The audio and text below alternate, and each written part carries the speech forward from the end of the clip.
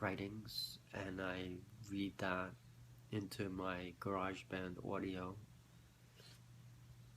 I've learned quite a few things recently to create my music or my writings into sound, MP3s, by doing a little search on the internet. I learned how to convert an MP4A to an MP3 with a software converter program that I recently purchased the license for.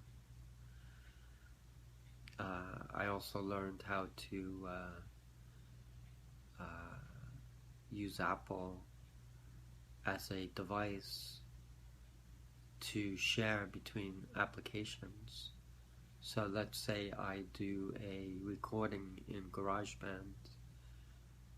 I can share that recording from that application on my iPhone to my computer, my laptop, and once I share it, I can save the file, which is an MP4A, to a folder on my computer, and then I can convert it because it's MP4A. I convert it to an MP3 using the software program that I have the license to use, and then what is that program I use? It's a good one. I'm trying to find it. I'm having some difficulties, but let me see if I can find it here. I hate when my mouse doesn't respond. It's called, I don't know, I can't find it.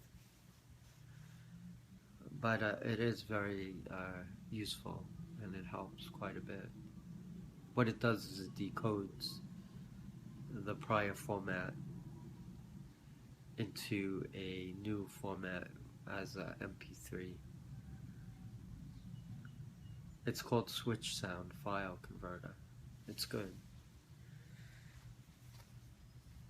I also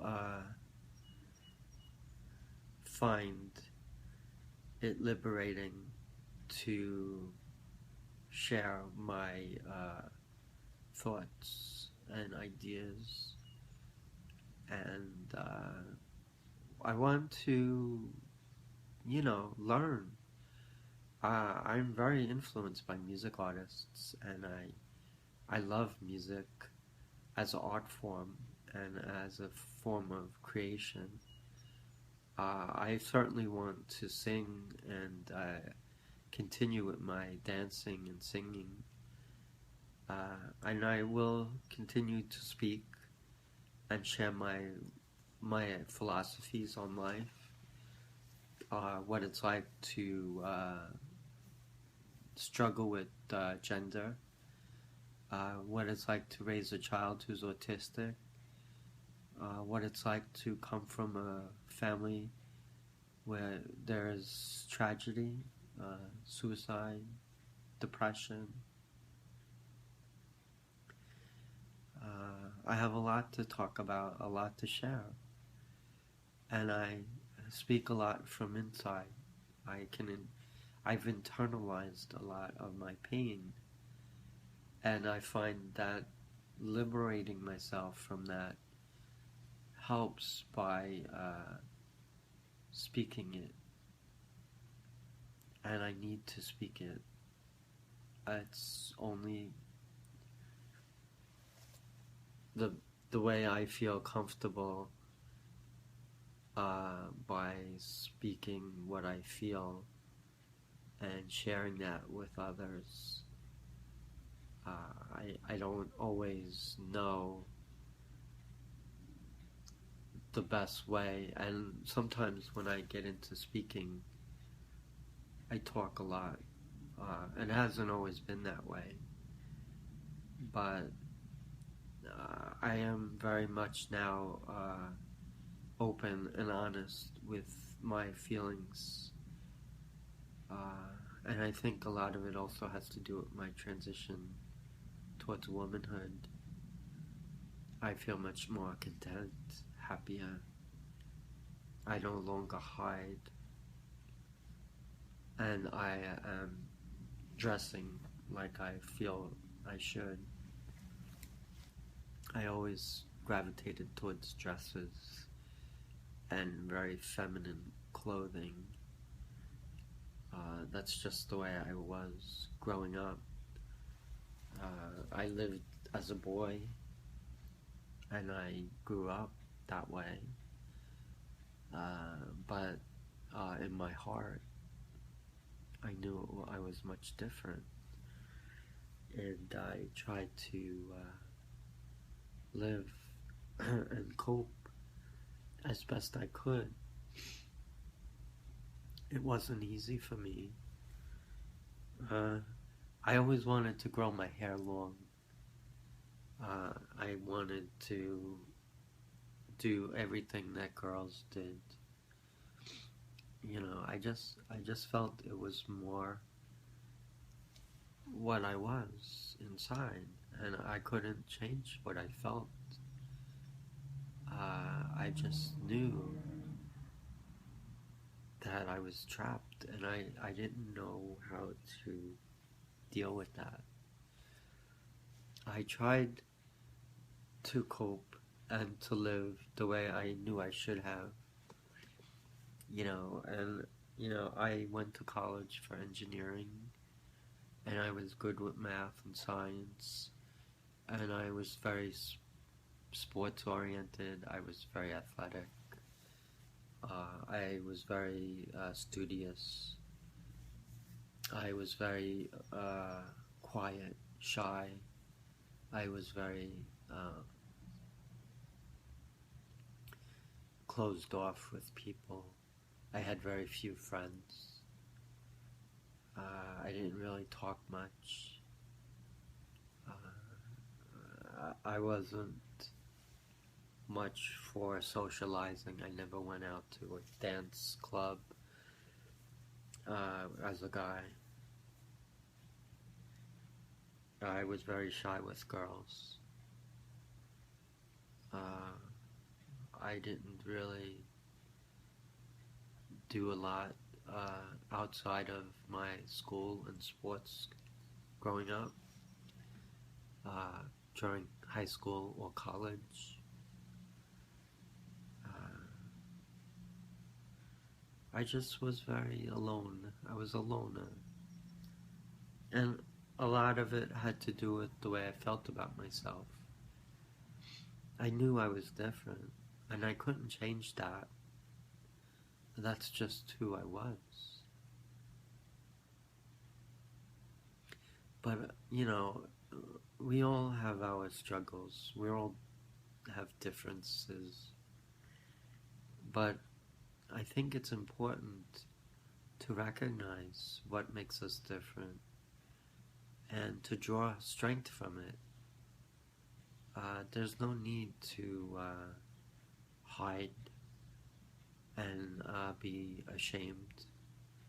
I lived with shame and guilt all my life, and I don't think it's healthy. If I could start all over, I don't know if I would have changed sooner to become a woman as much as I wanted to, because I am, to be honest with you, very happy the way my life turned out. I'm married, I have a wife I love and care about, and I have a son who I just adore. And I wouldn't have had that if I transitioned much earlier in my life. To me, becoming a father was one of the most proudest moments of my life. And I can't tell you how proud I am to say that I'm a father. I knew that despite all my struggles and my thoughts of feeling not worthy, that I wanted to live and have a family. I didn't want to be alone. And that was the best thing to happen, was meeting my wife and marrying. It's a long story how I actually got to meet, because I actually married later in life, obviously. A lot of it had to do with my gender confusion and my struggles and my shyness. But I started going to therapy later in life. I struggled with my gender since the age of 3. I knew I was a girl way back then, even though I was born a boy. But I never told my parents, I never told my sisters, I never told anybody. I kept it all a secret. And I lived with that all my life, essentially. The only times I felt happy was when I was cross-dressing. Cross-dressing is when you adopt the clothing of the opposite sex. I did it secretly. I wasn't open about it. And I only did it when I could. So I was very closeted growing up all throughout my life.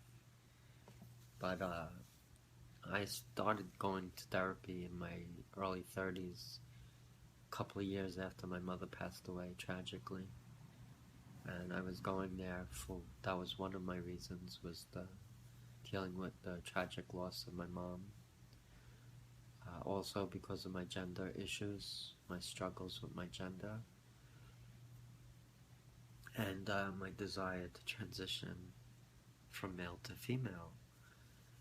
I sought out a gender therapist that hopefully was going to help me transition. But I also spoke to her about the possibility of meeting someone and getting married. And we took the focus off of the gender struggle and focus more on family. Despite the fact that I was very confused about my gender, I decided I may as well give it a shot. And I didn't tell my wife to be the girl that I started to date through my therapist, who actually provided the opportunity by giving me the phone number to reach out to her. I never dated much. I hardly dated at all. So it was new to me. But I was older. I was in my early 30s. I was working as an accountant. I was an engineer at one time. Then I transitioned into accounting.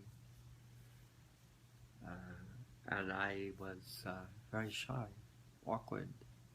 A lot of it had to do with my gender issues. But I called her. I had the courage to actually call her. And we arranged a date. And we went to see a movie with Rowan Atkinson, Mr. Bean, which he played museum guard in England, and he got in trouble or something, and was moved to a position in the United States where he got mistaken for an art expert, and then the movie took off from there. It was pretty funny. It was a good movie to see, a good date movie. Mr. Bean, Rowan Atkinson, he's one of my favorite actors. And then we went to Applebee's and walked around the mall. So it was a good first date, I guess you could say. And when I saw her, she had this cute beret, a black beret and a winter coat. And I was struck by her beauty.